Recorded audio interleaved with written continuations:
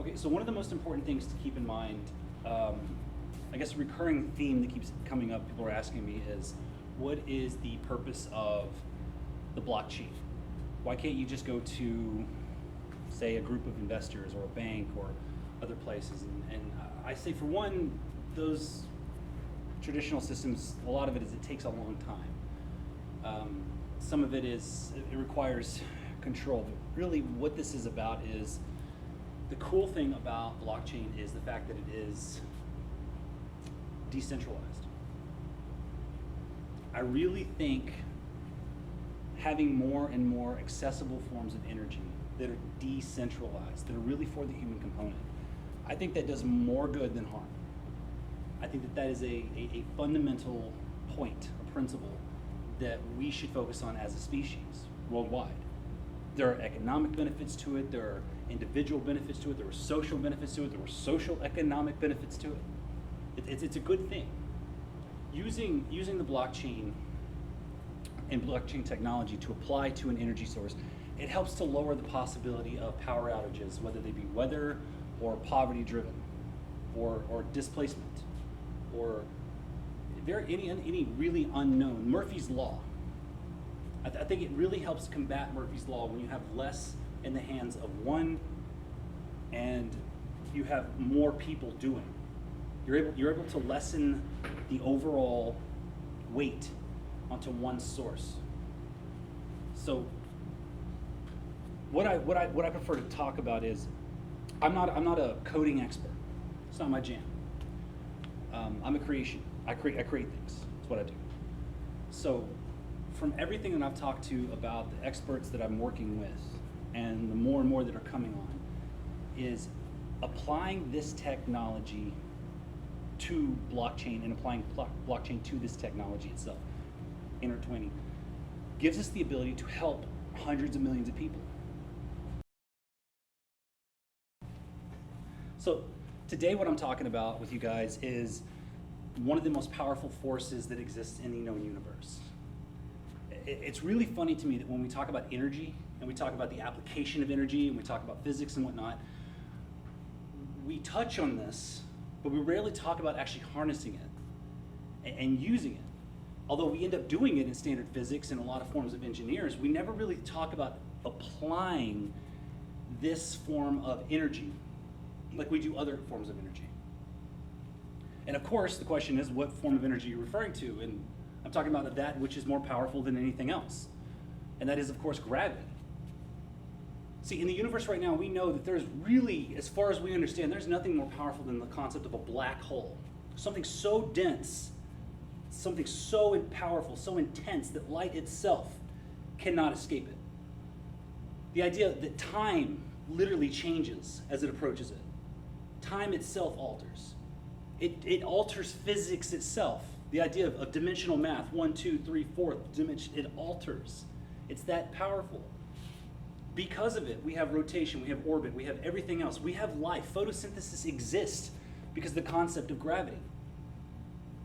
It is something that is so absolutely fundamentally important and so essential to the known universe and the physics that we understand. And yet, we're always talking about needing to burn something, or we're focusing on the generated reaction. So I always ask people, what if there's a way to harness that force that is so naturally recurring, that exists everywhere, to generate a charge, to generate power, not just in a passive way, but in a permanent way? Well, that's where this technology really comes in. The core function of it is to actually use the basis of gravity. And because of that, anywhere there's gravity, it will work. Meaning you can use this anywhere on the planet. See, the whole breakdown, and I've said this in other speeches, in other brief lectures and presentations I've made, instead of trying to focus on a circular motion for endless creation, I ask people this: instead of trying to do that infinitely, instead, why don't we take 1, 2, 3, 4, 1. 1 moves 2, 2 moves 3, 3 moves 4, 4 moves 1. Then I have small reactions all pinging off each other. Now, if I were to use gravity in itself to create that effect, I can create an infinite motion, a perpetual motion. But it's not a standard perpetual motion that's based in one continuous reaction. It's a multiple reactions that react to themselves.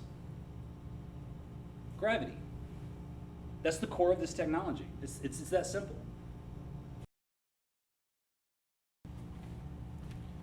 So the main focus to look at for stage one for this group, Illuminiptical, is to actually take the existing technology and the proof of concepts that we've established and to create industrial prototypes. And by taking those and showing them to the entire world, we can ensure that nobody can deny the efficiency and the effectiveness of this technology. That's the main focus of the stage one, is to develop, here it is, it's undeniable, that this isn't a pipe dream, it's not fantasy. You do not need small groups of people to control the power that you receive. You do not need that.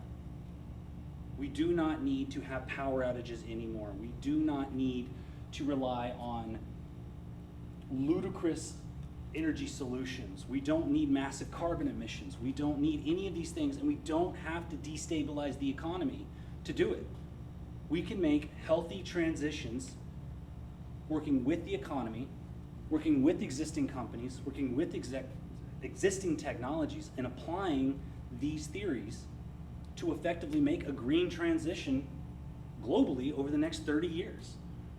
We can do it without bankrupting a company, without losing a job, without doing anything. We really can if we want, but that involves people who know what they're doing and who are willing to try new technologies, and people willing to say, you know what, I'll give it a shot. To do it. Because right now, all it is on the political stage, it's this versus that. It's you said this and you said that. It's crude oil versus panels. Well, I don't know if you know this, but there's a lot more going on out there. And there's a lot of things that exist in the energy markets, that exist in the realm of physics, besides 2 points of view. What we're offering is a solution, a simple solution, and we're looking for an opportunity. And that opportunity is based entirely around the stage one time. It's us proving it. It's us taking what we've said, putting our money where our mouth is, putting our allies to work, working with other people, and establishing and saying, look, it's no longer a theory. It's no longer just a working concept. Here is an industrial model. This is what it does. This is where you can do it. This is where it can work. This is how much it'll cost. And this is how we can put it everywhere.